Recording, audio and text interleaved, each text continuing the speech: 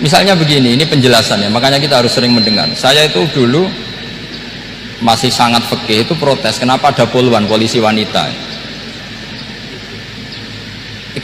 Itu kan pekerjaan cowok ya, pekerjaan pria. Tapi setelah mendapat penjelasan dari polisi itu alasannya masuk akal, Gus.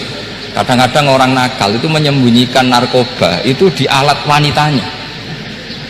Sehingga memang harus ada polisi wanita karena sebagian pengedar narkoba itu perempuan dan menyembunyikannya di tempat itu. Kalau semua polisi cowok kan nggak kebayang. Sehingga kita akhirnya mendengar membolehkan polisi itu wanita. Ada wilayah yang harus wanita. Begitu juga ada pertanyaan, kenapa sih dokter kandungan itu cowok? Saya punya banyak santri yang muhibin saya itu dokter kandungan. Tak tanya, kamu itu kok cowok kok jadi dokter kandungan? Kan pekerjaannya seperti itu. Dia jawabnya lucu. Dari 10 yang tes jadi dokter kandungan, itu yang cewek itu lulus 2, yang cowok lulus semua. Karena ketika cewek dites melihat ketuban pecah darah itu langsung pingsan. Sehingga yang secara psikologi dablek itu kan memang lelaki. Itu kalau cewek yang jadi dokter kandungan itu nunggu jam 11, jam 4 sudah pingsan. Nah ini cerita, bukan berarti saya menghalalkan, enggak.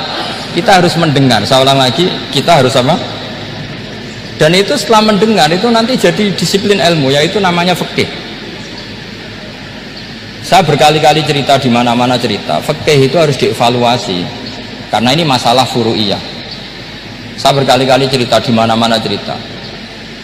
Hukum berteman orang fasik gimana? Pasti orang jawab haram karena takut ketularan orang fasik. Tapi kalau dibalik, hukumnya bina orang fasik gimana? Ya baik, umatnya Nabi bisa bina kalau berteman. Kamu bisa bina orang fasik tanpa berteman? Gak bisa. Jadi kalau dibalik, hukum berteman orang fasik gimana? Haram. Hukumnya bina orang fasik baik, bisa bina kalau berteman. Berarti berteman orang fasik ya terus nanti pada level lapangan sih gampang. Kalau yang soleh membina yang fasik dan yang fasik ketularan yang soleh, maka ternyata baik. Kalau yang soleh ketularan fasik ya berarti ternyata buruk. Tapi kan hukum masa nunggu kenyataan, kan jadi nggak hukum. Di mana-mana hukum itu kan ada asumsi, karena ini masalah ijtihad.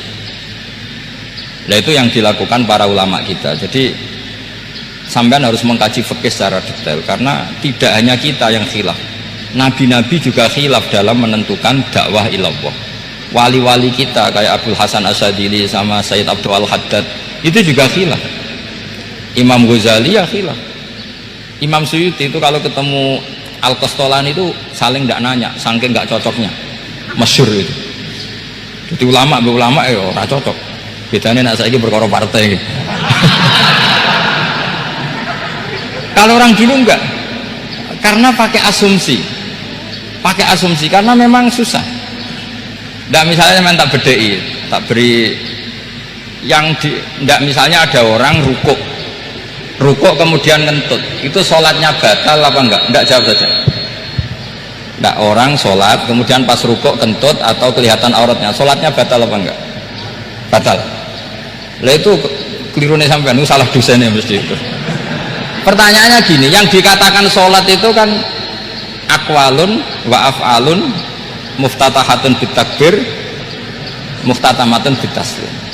Lalu ketika sampai rukuk apa sudah namanya sholat? Jika kamu katakan batal, namanya sholat aja belum kok sudah kamu katakan batal gitu.